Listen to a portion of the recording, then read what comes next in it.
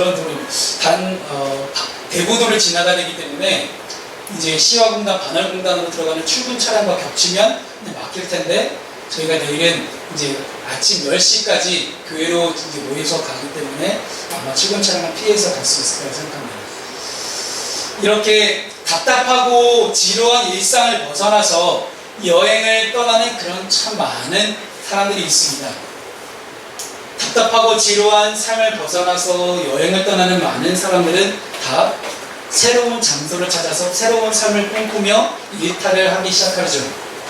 그래서 한여름밤의 꿈처럼 어딘가 떠나고 싶은 그런 마음들이 있는 것이 지금 우리들의 마음일 것입니다.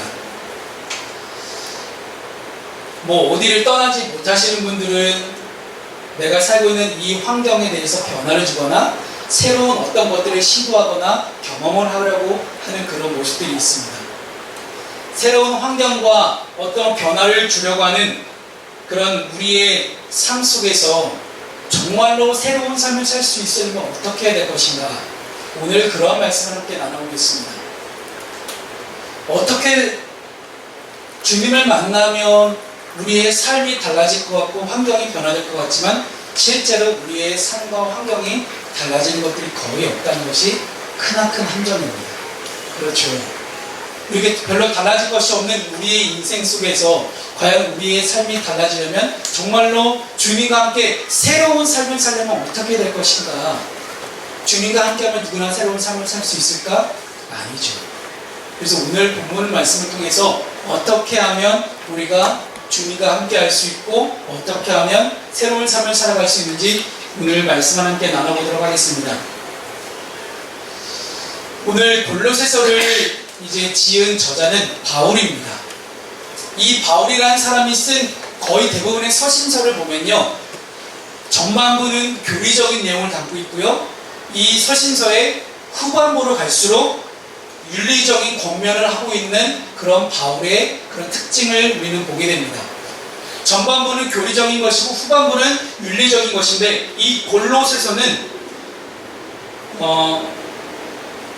1장부터 2장까지는 마치 로마서나 갈라디아서와 같은 그런 굉장히 교리적인 내용들을 많이 담고 있는 것이 골로새서 1장과 2장입니다. 그런데 3장부터는요, 이 교리적인 내용을 바탕으로 어떻게 하면 우리가 윤리적인 그런 삶을 살아갈 수 있을 것인가에 대해서 소개하고 있는 것이 바로 골로새서 3장부터의 내용입니다. 오늘 본문을 우리가 함께 보기 전에 제가 골로새서 2장 20절을 말씀을 함께 읽고 골로새서 2장 20절과 함께 연결되는 부분을 함께 살펴보고 오늘 본문을 시작하겠습니다. 자, 골로새서 2장 20절 말씀 함께 읽겠습니다.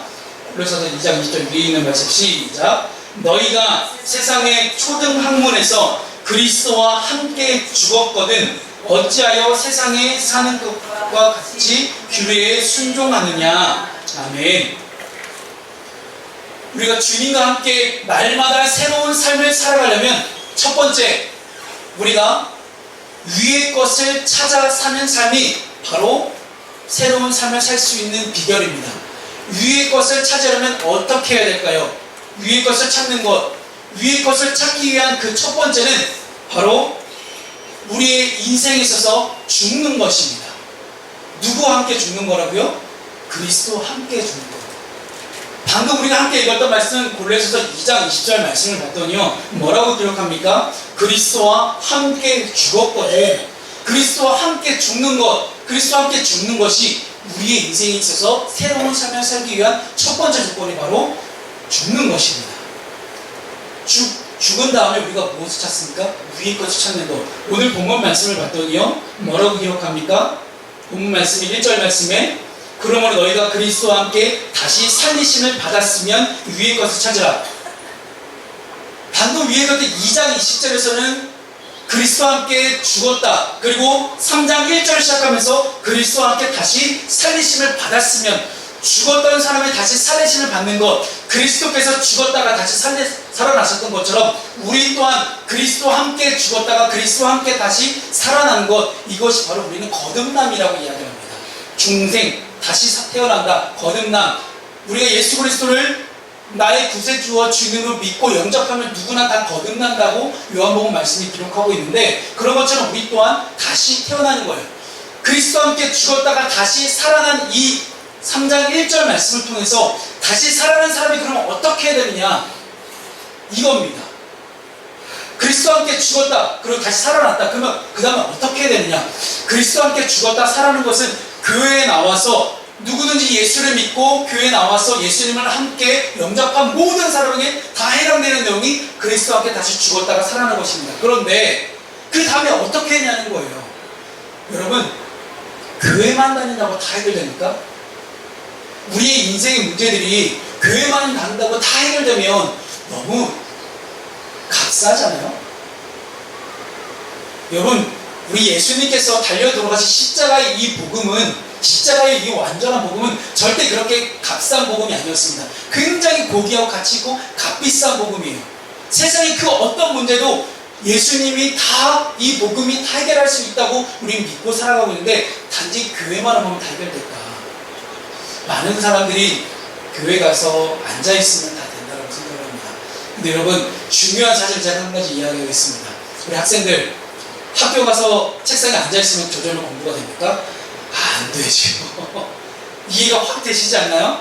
공감을 어느 정도 이끌어내려고 제가 이끌어냈는데, 학교에 가서 앉아있다고 공부 다 되는 거 아니잖아요. 책상에 앉아있어도 내가 공부를 해야지만 내 머릿속에 지식이 들어옵니다. 그런 것처럼 우리 또한 교회에 와서 앉아있다고 되는 것만이 아니라, 교회에 와서 말씀을 듣고 기도를 하고 주님을 만나고, 오늘 본문 3장 1절 말씀처럼 위의 것을 찾는 그런 부단한 노력이 우리에게 있어야 할 줄로 믿으시기 바랍니다. 그래서 오늘 본문은요, 1절부터 11절까지 되어 있는데, 우리는 함께 총 3가지를 함께 살펴보겠습니다. 위의 것을 찾으라, 그리고 옛사람을 벗어버리라, 그리고 새 사람을 입으라. 1절부터 4절까지는 위의 것을 찾고요, 5절부터 8절까지는 이제 우리가 옛사람을 벗어버리고 9절부터 11절까지 이제 새로운 사람을 찾게 될 것입니다.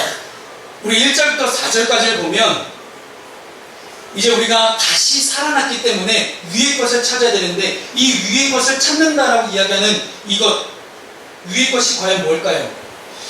어떤 한 소년이, 이제 미국의 한 소년이 길거리를 싹 지나가다가 땅바닥에서 20달러짜리 지폐를 발견한 거예요.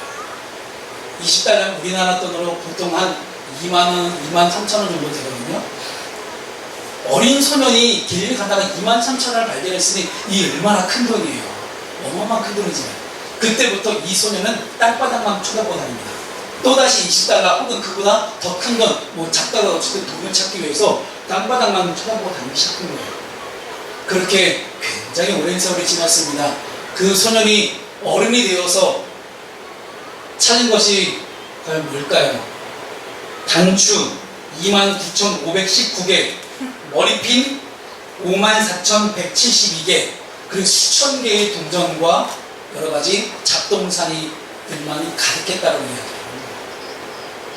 그 소녀는 정말로 어릴 때 자기에게 그렇게 컸던 20달러짜리 지폐를 찾기 위해서 땅바닥만 쳐다보고 다녔지만, 파란 하늘과 지저귀는 새소리가 들릴 때도 땅바닥만 쳐다보고 있었지, 아름다운 자연을 전혀 보지 못했지, 정말 소중한 것들은 다 놓치고 땅에 있는 것들만 계속해서 찾아다녔다는 거예요.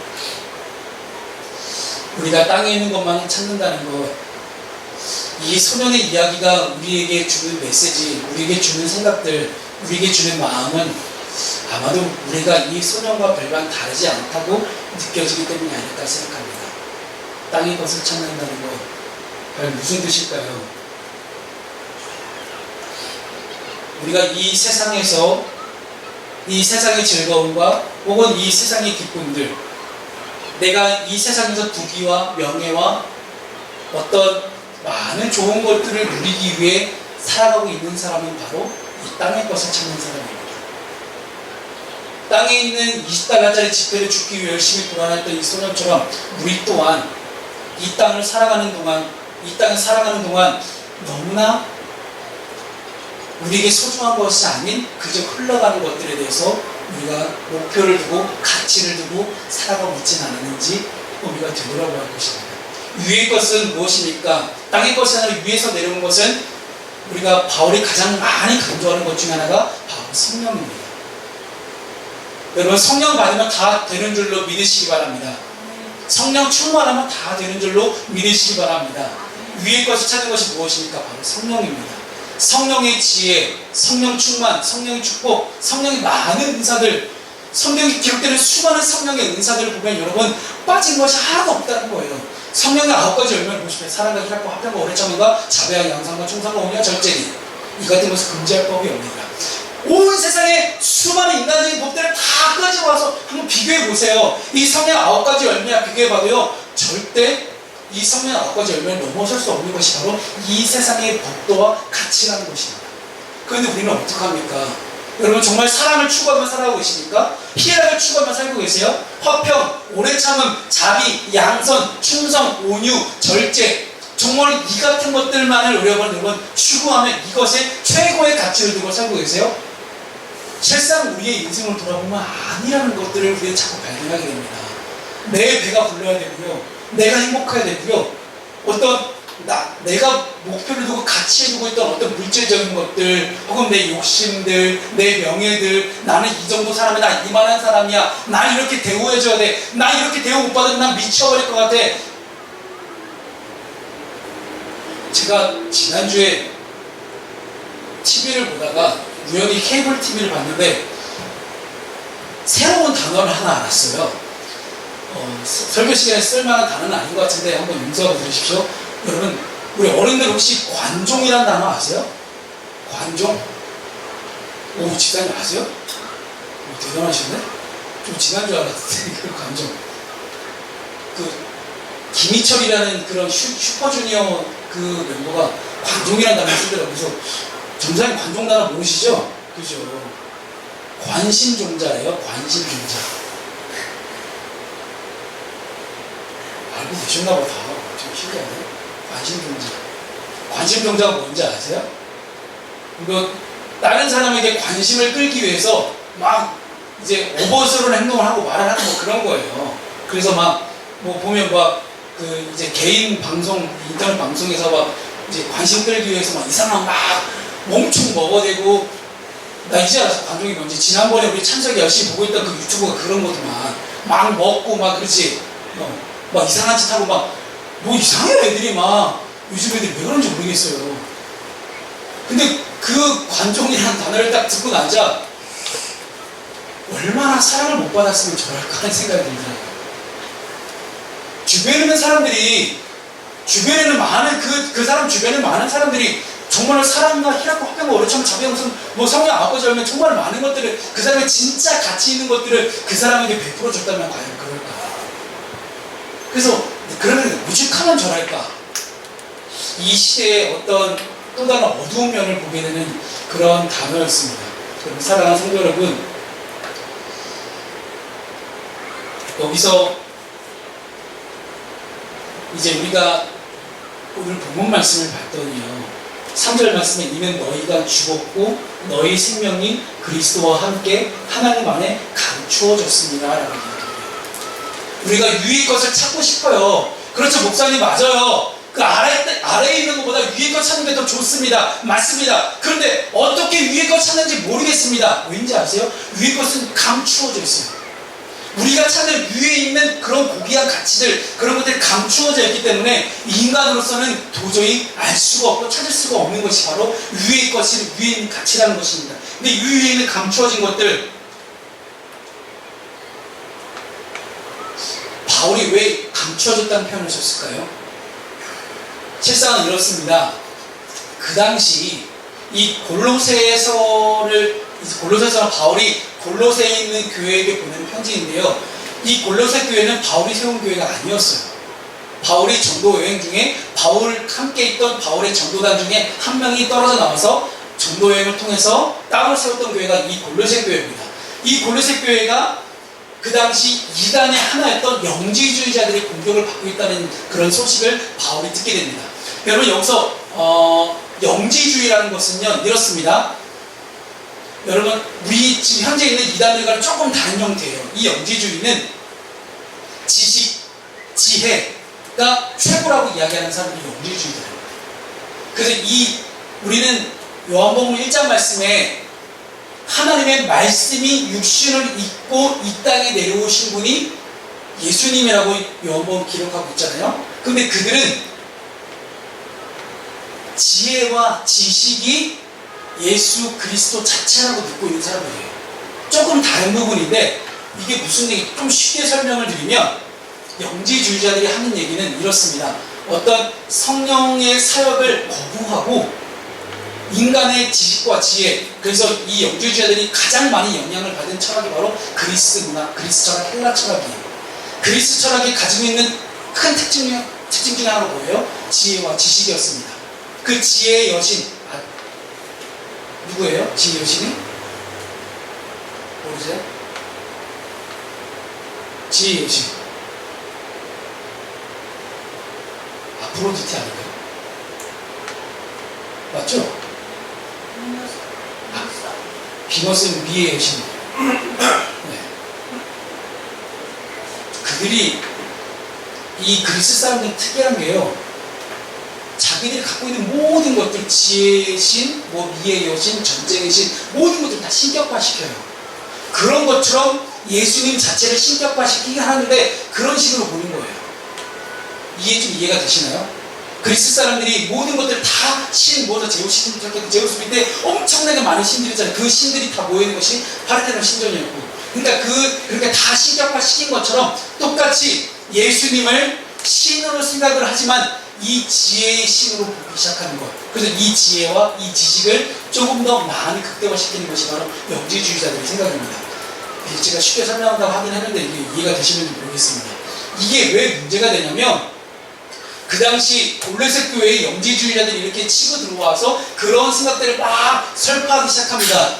이것이 왜 문제가 되느냐? 바로 이 골로새 교회의 영지주의자들이 전파한 그 내용들이 위의 것을 찾고 우리가 성령을 찾고 그리스도와 함께 죽고 살아나는 것, 이것을 지혜로 설명하기 시작하는 거예요. 여러분, 거듭남이라는 것, 그리스도와 함께 죽었다가 다시 살아나는 것, 부활하는 것, 이것을 지식적으로 설명할 수 있습니까? 우리 인간의 지혜로 설명할 수 있어요? 못하잖아요. 근데 이것들까지도 다 우리 인간의 지혜와 지식으로 설명하려고 하는 것입니다. 그래서 바울은 감추어져 있다고 표현합니다. 이 영지주의자들처럼 이 지혜와 지식으로 모든 것들을 설명할 수 있는 그런 드러난 것이라고 이야기하지 않는 거예요. 그래서 이 감추어진 것, 바로 하나님의 영광과 하나님의 부르심과 하나님의 진짜 진정한 생명, 우리의 영원한 생명을 주시는 것들, 이것을 찾아서 우리가 위의 것을 바라보며 살아가기를 촉구하는 것. 그래서 우리가 교회에 와서 앉아있다고 다 되어지는 것이 아니라는 것입니다. 위의 것을 찾으면서 끝없이 끝까지 최선을 다해서 하나님의 성령을 우리가 사모하면서 살아갈 수 있는 저와 여러분 되기를 소망합니다. 두 번째, 주님과 함께 새로운 삶을 살기 위해서는 우리는 옛사람을 버려버려야 합니다. 오늘 본문이 기록하고 있죠. 우리가 새로운 삶을 살기 위해서는 과거의 옛 성품과 습관을 벗을 수 있어야 된다고 이야기합니다. 그래서 바울은 옛사람의 성품을 크게 둘로 나누고 있습니다. 오늘 본문을 봤더니요, 5절 말씀과 그리고 8절 말씀, 5절과 8절 말씀 가운데 우리가 버려버려야 될 옛사람의 성품과 습관들이 나오게 되는데, 여러분 5절과 8절이 비슷한 것 같지만 참 다른 부분이 있습니다. 5절은 옛사람이지만 개인적인 죄악들을 나열하는 것이 바로 5절입니다. 그리고 8절은 내 이웃과 공동체에 직접적으로 해를 끼치는 그런 죄악들, 즉 사회적인 죄악들을 기록하는 것이 바로 8절이에요.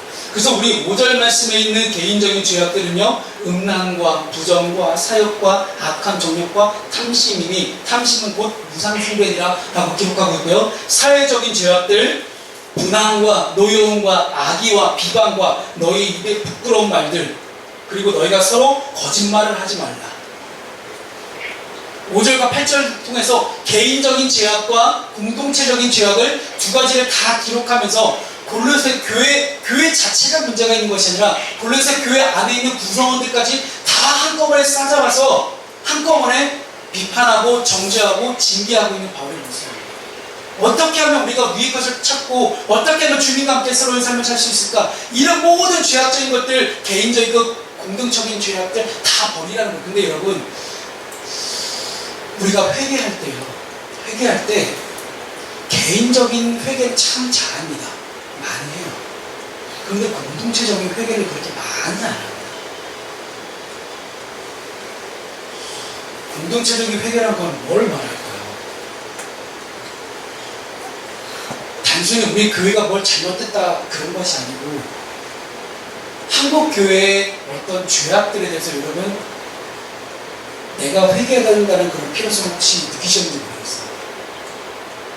한국교회 전체가 짊어지고 있는 인터넷상에서 늘 개독이라고 계속 올라와 있는 그 수많은 댓글들 속에서 왜 한국교회가 이렇게 비판을 당하고 왜 한국교회가 이렇게 계속해서 공격을 받아야 하는지에 대해서 여러분 내가 한국교회에서 회개하고 기도해야 될 그런 필요성들을 여러분 느끼지 못하셨는지, 한국교회가 비판을 당하고 있다면 한국교회의 구성원 중에 한 명이 나 또한 욕을 먹고 있다는 것입니다. 또 다른 하나는요, 한국교회가 지금까지 이렇게 비판을 받았다면 비판을 받고 있는 한국교회 안에서 내가 나 한 사람이라도 정말로 참된 올바른 그리스도인으로 잘 세워져 있으면 한국교회가 그렇게 욕 안 먹겠죠. 여러분, 실상 교회가 욕먹기보다는요, 거의 대부분 무엇입니까? 교회 다니는 사람 때문에 욕먹고 있는 것이 대부분 아닙니까? 교회 다니는 사람이 맨날 이틀에 올라오는 글들을 보면 이렇잖아요. 유명인 정치인이나 연예인이나 어떤 수많은 사람들, 즉 공인이라고 불려지는 많은 사람들이 교회를 다니고 있음에도 불구하고 여러 가지 수많은 죄악들을 저지르고 있는 것.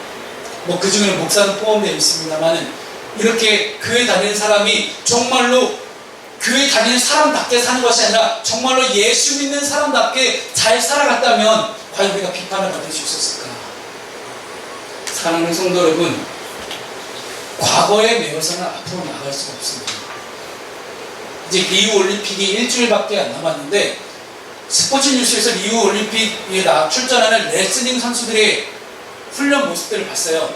허리에다가 고무줄가 굉장히 굵은 고무줄을 딱 묶고 저 뒤에 또 묶어놨습니다. 그리고 앞으로 계속 달려가는 훈련을 하는 거예요. 근데 앞으로 나갈 수가 있습니까? 못 나가죠. 왜 못 나갑니까? 뒤에 매달려 있잖아요. 끊임없이 과거에 내가 했던 여러 가지 죄악과 음란과 여러 가지 안 좋았던 습관들이 계속해서 내가 묶여있다면 앞으로 전혀 나갈 수가 없는 거예요. 묶여있기 때문에. 한 청소년과 제가 지난 주 중에 카톡을 하면서 그런 이야기를 했습니다. 야, 왜 그거 너 못 고치냐? 그러게요, 목사님. 미치겠어요. 저도 이거 고치고 싶은데 잘 안 돼요. 내가 볼 때 너한테는 의지가 없는 것 같아요. 결단이 없는 것 같아요. 과감하게 그걸 끊어내기 위해서는요, 과감하게 내 허리를 잡고 있는 그 고무줄을 끊기 위해서는요, 가위를 가지고 끊을 수 있어야 돼요. 근데요, 왜 못 끊습니까? 이 고무줄과 같은 내 죄악들, 고무줄과 같은 내 악한 습관들, 내 옛날 옛사람이요, 너무나 달콤한 거예요. 나를 묶고 있는 이 고무줄이 너무 좋은 거예요. 매여 있으니 얼마나 좋아요. 편안해요. 여러분, 예수 믿는 것보다는 안 믿는 게 여러분 세상 살기 더 편하고 쉽고 재미납니다. 그렇게 고개를 끄덕이시면 제가 마음이 어떻습니까? 아니, 예수 안 믿는 게 더 재미나다면 여러분 그렇게 너무 공감하시면 안 돼요, 그 부분은. 그런데 어떻게 해요? 실제로 재밌는 거예요. 여러분, 새벽기도 안 나오고 잠 퍼질러 자면 그래도 좋거든요. 저도 좋아요. 저도 잠자는 게 더 좋아요. 잠이라는 것이 주는 유혹도 얼마나 좋습니까? 내 옛사람, 옛 습관들, 내 죄악들 묶여있으면 좋습니다. 인간적으로는 좋아요. 하지만 끊어낼 때 우리는 새로운 삶을 살게 됩니다. 끊어내지 못하고 우리 계속 묶여있으면 우리는 계속해서 교회는 다니지만 교회에 와서 앉아있지만 새로운 삶을 살아가지 못하는 사람입니다. 마지막 세 번째, 우리가 새로운 삶을 살기 위해서는 새로운 사람이 되어야 됩니다. 새 사람을 입는다고 오늘 본문은 표현하고 있습니다. 바울이 가지고 있는 중요한 신학적인 그런 교리 중 하나가 이겁니다. 이신칭의, 믿음으로 말미암아 의롭게 된다는데, 의롭게 된다는 것을 어떻게 표현합니까? 의로운 옷을 입는다고 표현하잖아요. 주님께 의로운 옷을 입혀달라고 계속해서 강구하는 것이 바로 바울의 신학적인 내용이었습니다. 의로운 옷을 입는 것. 내 속사람 아직도 죄인이에요. 죄인으로 살아갑니다. 죄인으로 살아가지만 겉에 나는 죄인이지만 의롭다 하신 옷을 입혀주시기 때문에 의로운 것처럼 보여지는 것. 이것이 바로 진짜 구원의 기본적인 교리 중 하나입니다. 우리가 의로운 옷을 입었다고 해서 의인이 되는 것은 아니에요. 세상에 의인은 한 명도 없다라고 성경은 기록하고 있습니다. 의인이 될 수는 없어요. 하지만 의롭다고 옷을 입혀주시는 거죠. 우리가 의로운 옷을 입는다는 것, 새 사람을 입는다고 오늘 바울은 바꿔서 표현하고 있습니다. 새로운 삶은 새로운 사람이 되어야지만 이제 시작됩니다. 우리가 이제 우리 청소년들 방학이 시작됐잖아요. 방학 시작하기 전에 세웠던 계획 지금 하고 계시나요? 방학을 하기 전에 분명히 각자 개인적으로 나름대로 목표를 세웠을 거 아니고, 근데 그거 지금 하고 계세요? 아니면 우리 모든 성도들에게 범위를 넓혀서 2016년 1월 1일이 시작되면서 여러분 새해 계획을 세웠을 거죠? 그죠? 다 세우셨을 텐데 지금 다 실천하고 계시나요? 한번 되돌아보죠. 됐나요? 우리가 정말로 새로운 인생을 살기 위해서는 새 사람이 되어야 되는데 새 사람이 되지 않은 채 계속 새로운 것들만을 추구하고 있는 우리의 모습들을 우리는 계속해서 보게 됩니다. 사람은 달라지지 않고 환경만 달라진다고 뭐가 달라지겠습니까? 과거의 옛사람과 그 행위를 벗어버리고 새 사람을 믿고 창조주의 형상을 따라 처음에 우리가 창조받았던 그 당시로 회복되어집니다. 그래서 바울 신앙에서 가장 중요한 새 사람을 입는 것을 가장 중요한 포인트는요, 여기에 있습니다. 내가 창조 당시로 회복되어져요. 저는 힐링이라는 단어를 잘 사용하지 않습니다. 회복이라는 단어를 사용합니다. 원 상태로 다시 돌아가는 것, 회복되어지는 것.